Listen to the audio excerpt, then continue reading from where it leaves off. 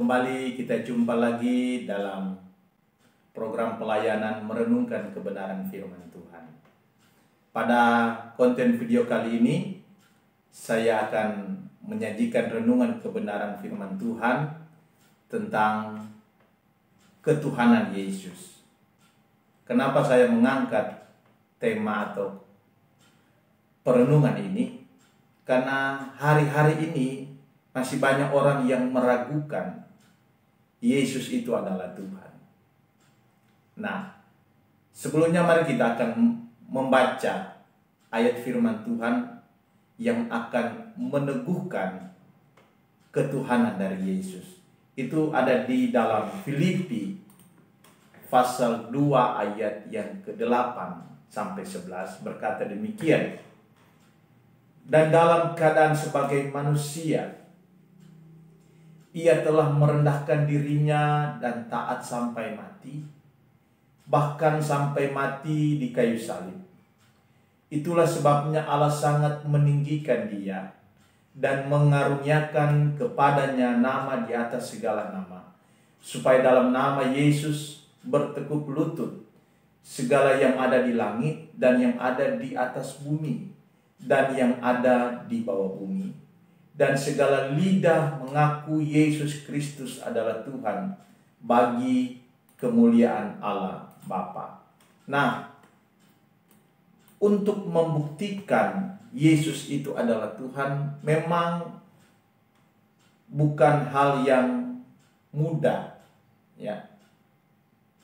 Bukan hal yang gampang untuk meyakinkan kepada seseorang bahwa Yesus itu adalah Tuhan.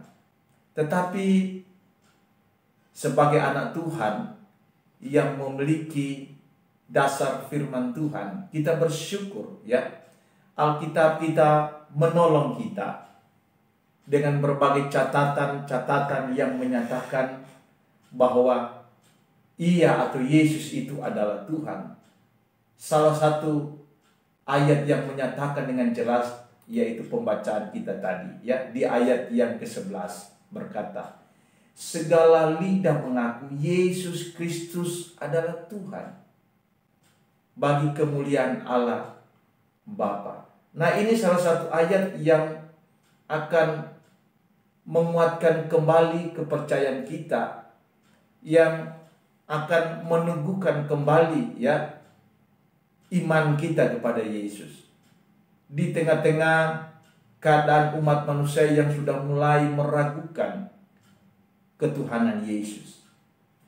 Nah, ada catatan utama yang disajikan oleh Alkitab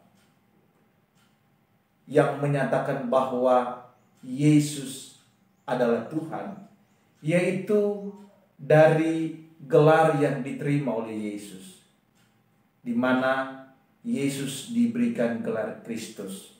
Ya, Kristus adalah sebuah gelar. Dalam bahasa Yunani disebut Kristus, atau orang Ibrani menyebut dengan kata lain yaitu Mesias. Dalam salah satu bahasa di Timur Tengah menyebut dengan kata Al-Masih. Adalah sebuah gelar yang tidak mudah atau tidak semua orang mendapatkannya. Karena gelar Kristus ini adalah gelar yang diberikan oleh Allah kepada manusia. Dan ini adalah sebuah wibawa ilahi apabila seseorang menerima gelar ini. Ya. Orang yang menerima dan mendapatkan gelar ini, maka dia akan mengalami wibawa ilahi. Dia akan mengalami keilahian yang luar biasa. Nah, saya memberikan catatan seperti ini, ya, bahwa orang yang menerima gelar Kristus adalah orang yang diakui oleh Allah Sang Pencipta langit dan bumi. Kemudian orang itu diberikan kemampuan, kesanggupan yang pertama untuk memahami kehendak Allah. Nah, Yesus mengalami hal ini. di mana Yesus mengerti dan mengetahui apa yang menjadi kehendak Allah. Bahkan dalam catatan sejarah Injil sinoptik menyatakan bahwa terjadi percakapan Yesus dengan Allah seperti dalam sebuah gambaran antara seorang bapa yang berkomunikasi dengan anaknya. Nah, ini bentuk di mana Yesus memahami kehendak Allah. Sebagai orang yang diurapi, maka dia harus bisa memahami kehendak Allah. Dan Yesus mengalaminya. Kemudian yang kedua, orang yang diurapi, orang yang menerima gelar Kristus itu adalah orang yang mengerjakan kehendak Allah. Dan kita tahu bersama catatan Alkitab menulis bahwa Yesus mengerjakan semua keinginan kehendaknya Allah Bapa di surga. Kemudian yang ketiga, orang yang diberikan gelar Kristus atau orang yang diurapi oleh Allah adalah orang yang diberikan kuasa penuh dan berdaulat atas umat manusia, atas alam semesta. Nah, kita lihat peristiwa-peristiwa mujizat yang luar biasa yang dilakukan oleh Yesus. Dia menyembuhkan orang yang sakit. Dia membangkitkan orang yang mati. Angin ribut diredakan.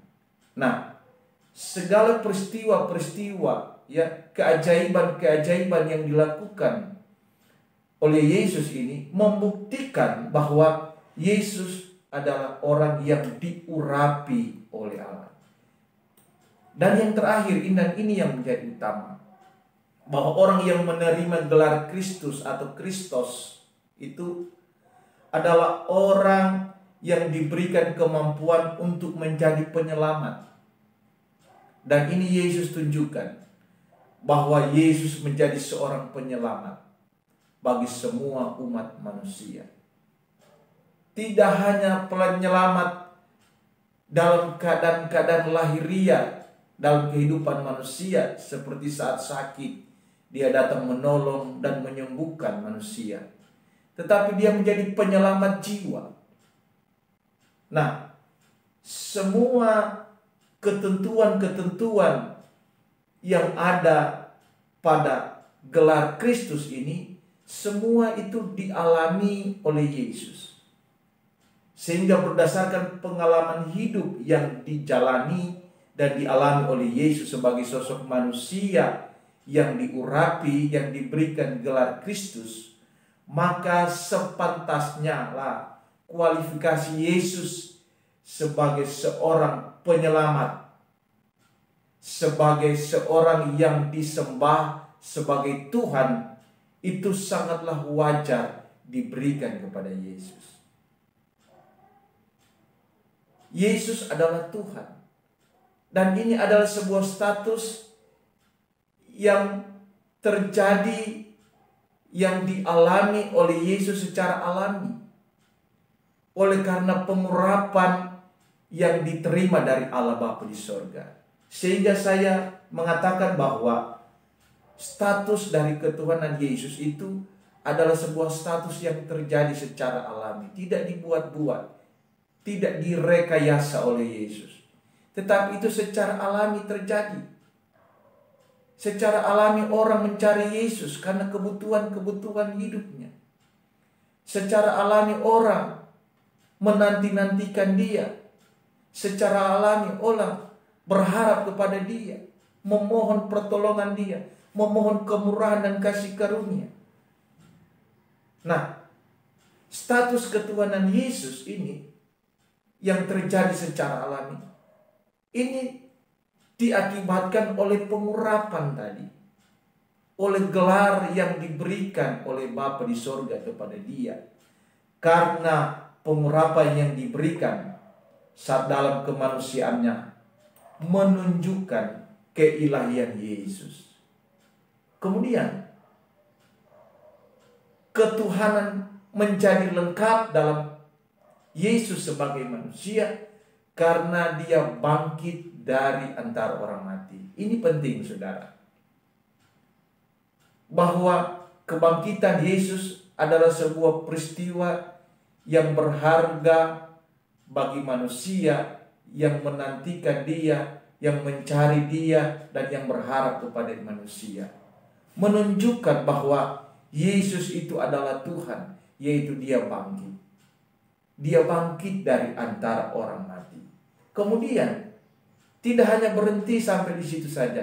Ia naik ke surga dengan janji-janjinya bahwa yang pertama ia menyediakan tempat di surga bagi setiap orang yang percaya, yang mengakui Dia sebagai Tuhan dan Juru Selamat. Kemudian yang kedua, ia berjanji akan mencurahkan Roh Kudus kepada setiap mereka yang percaya dan yang mengikuti Dia. Roh Kudus yang akan menjadi penolong, penghibur, penopang di dalam kehidupan orang-orang percaya dalam menjalani kehidupan manusia di dunia ini yang penuh dengan pergumulan.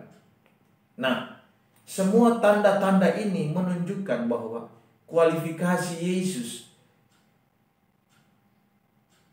sebagai Tuhan itu sungguh terbukti dan tidak perlu diragukan lagi. Saya yakin lewat kebenaran firman Tuhan pada kali ini, ada pada kesempatan kali ini, itu bisa meneguhkan imanmu yang mungkin hari-hari ini mulai meragukan Yesus sebagai Tuhan. Dia akan membangkitkan kembali kepercayaanmu lewat renungan firman Tuhan kali ini.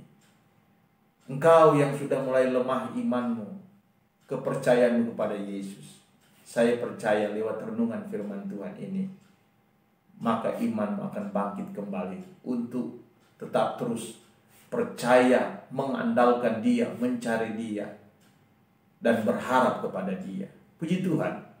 Saya yakin dan saya percaya lewat renungan kebenaran firman Tuhan ini dapat memberkati setiap mereka yang menyaksikan konten video ini, bahkan mereka yang belum mengenal Yesus. Saya sampaikan lewat konten video ini, mari terimalah Yesus. Jangan ragu. Yesus adalah Tuhan atas kehidupan manusia. Dia sanggup menolongmu, Dia sanggup menyelamatkan jiwamu. Puji Tuhan. Demikianlah renungan firman Tuhan kali ini. Kita jumpa kembali dalam konten-konten video berikutnya. Puji Tuhan, Tuhan Yesus memberkati kita semua. Haleluya. Amin.